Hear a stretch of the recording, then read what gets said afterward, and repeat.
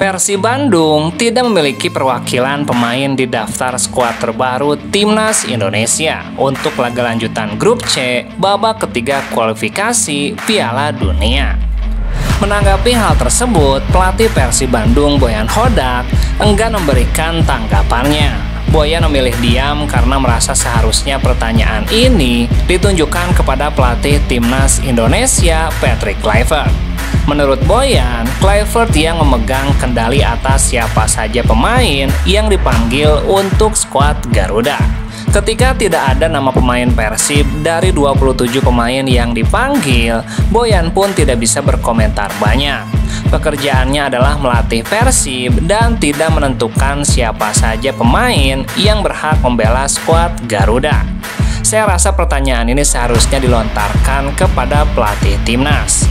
Soal tidak ada pemain Persib di skuad Garuda, saya tidak bisa melakukan apapun karena ini bukan tugas saya, ungkap Boyan Hodak.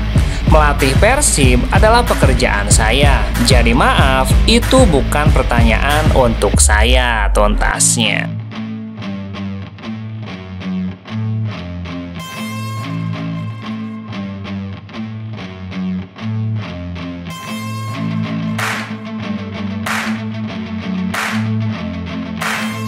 Tidak ada nama pemain Persib Bandung yang mendapatkan pemanggilan Timnas Indonesia untuk menghadapi Australia dan Bahrain.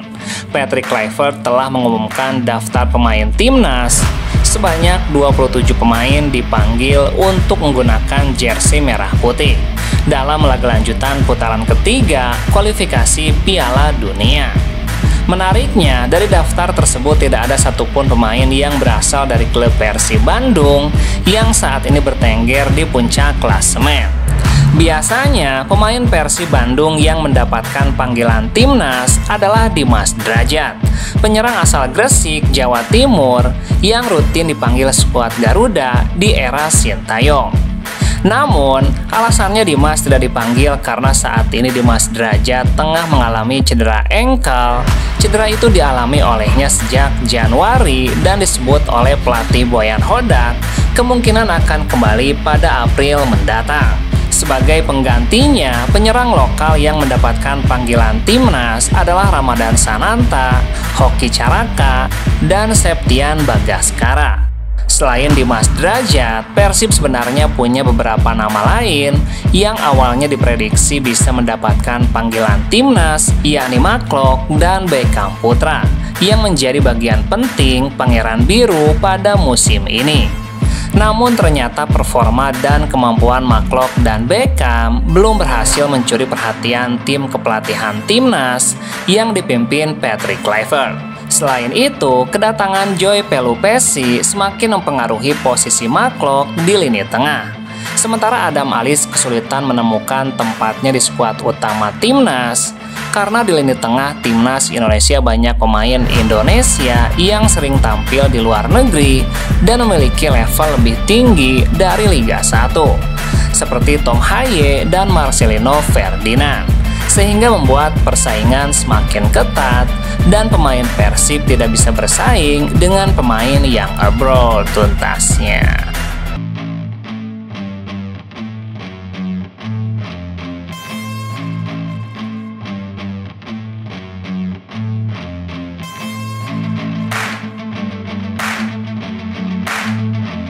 Pelatih Persija Carlos Peña menumpahkan kekecewaannya usai Persija Jakarta menelan kekalahan dari Arema FC.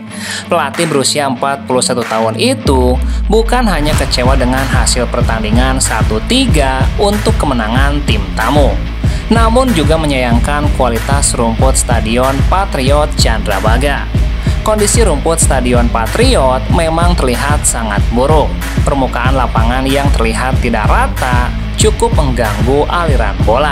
Peña pun menilai jika stadion ini tidak pantas untuk dijadikan venue pertandingan Liga 1, yang notabene kompetisi sepak bola tertinggi di Indonesia. Bagaimana pendapat kalian tentang rumput Stadion Patriot? Saya tidak mau jadi satu-satunya yang mengatakan ini.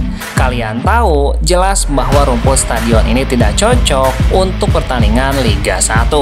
Hal itu terbukti saat gelandang Persija Majid Gajos dinilai melakukan tackle ke pemain Arema FC Ahmad Maulana. Padahal menurutnya hal itu terjadi karena kondisi lapangan yang tidak rata, sehingga Gajos gagal mengontrol bola dengan baik dan berakhir menginjak kaki Ahmad Maulana.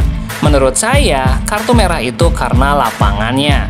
Karena jika Gajos di lapangan yang tepat, dia mengontrol bola dan dia bisa mengarahkan bola dan tidak perlu melakukan pelanggaran tuntasnya.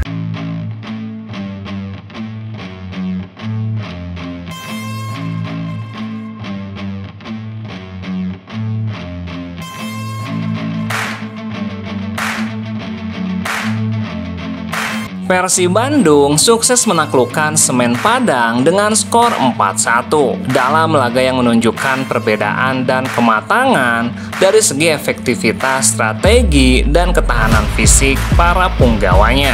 Meski mendapatkan tekanan tinggi di babak pertama, Maung Bandung tetap tenang dan perlahan mengambil alih kendali permainan dari Kabau Sira, seperti yang disampaikan oleh sang arsitek Boyan Hodak. Kuncinya adalah mereka Semen Padang bermain sangat agresif di babak pertama. Tetapi setelah menit ke-60 hingga 70, saya pikir mereka sudah tidak bisa bermain dengan intensitas yang sama lagi. Semen Padang berusaha menekan sejak awal dengan agresivitas tinggi, namun Persib yang para pemainnya lebih dewasa tidak terpancing dan tetap bermain dengan ritme mereka. Boyan menilai bahwa menjaga tempo permainan adalah kunci keberhasilan timnya. Ketika mereka mulai mengurangi tekanan, kami mulai mendapatkan lebih banyak ruang dan kami memanfaatkan peluang yang ada. Salah satu keuntungan yang dimiliki Persib adalah pemahaman mereka terhadap kondisi lawan. Boyan dan staf pelatihnya mengetahui bahwa beberapa pemain Semen Padang belum terbiasa bermain reguler yang berpengaruh pada ketahanan fisik mereka. Kesabaran dalam menunggu momen serta kesiapan untuk memanfaatkan celah menjadi faktor pembeda dalam pertandingan ini. Ketika Semen Padang mulai kehilangan intensitas, Persib langsung menghukum mereka dengan serangan yang lebih efektif tuntasnya.